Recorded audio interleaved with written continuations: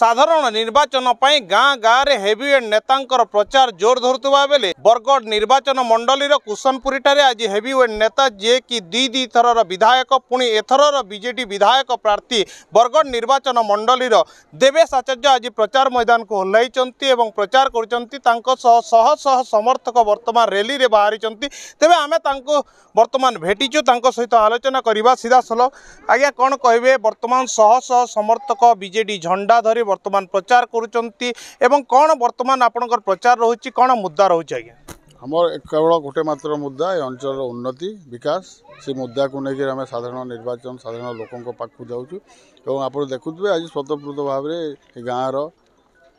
शह शह संख्यार माँ मैंने बाहरी युवा गोष्ठी बाहरी गुरुजन मैंने बाहरी माननीय मुख्यमंत्री जो विकास वार्ता अच्छी आम सरकार जो विजु जनता दल सरकार जो विकास वार्ता अच्छी से घर को घर पहुँचबार चेष्टा कर आगामी दिन में आम संपूर्ण रूप से आशावादी आम ए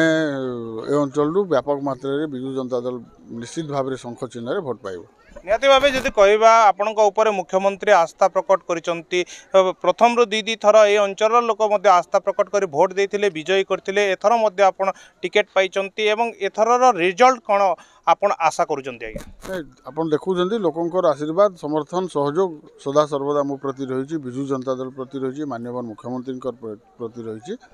एवं निश्चित भाव में चलित निर्वाचन में विजु जनता दल ये बाजीमात कर हैट्रिक लक्ष्य रे अछंती कि साधारण लोकंकर आशीर्वाद विजु जनता दल प्रति रही शंख चिन्ह प्रति रही माननीय मुख्यमंत्री नवीन पट्टनायक प्रति रही एवं ये अंचल जो आम विगत 10 वर्ष भितर गोटे उन्नतिर विकास धारा को आगे नौ रास्ता घाट हो शिक्षा हो स्वास्थ्य हो गमनागमन हो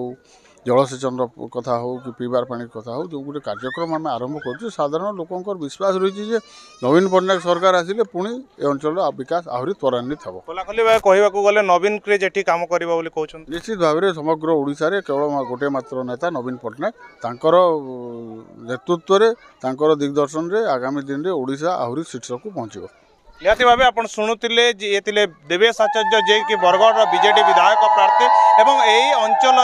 से दृढ़ समर्थन पाई पुणी विजयी हेबे हैट्रिक लक्ष्य रे अछंती एवं नवीन पट्टनायक विकासमूलक कार्य ही तांको विजयी करिबो बोली से निज प्रतिक्रिया रखिचंती मात्र देखिबा को बाकी रहिला जे अंचल को आगामी दिन में किए दखल करिबो बरगढ़ हिमांशु शेखर नंद नंदीघोष टीवी।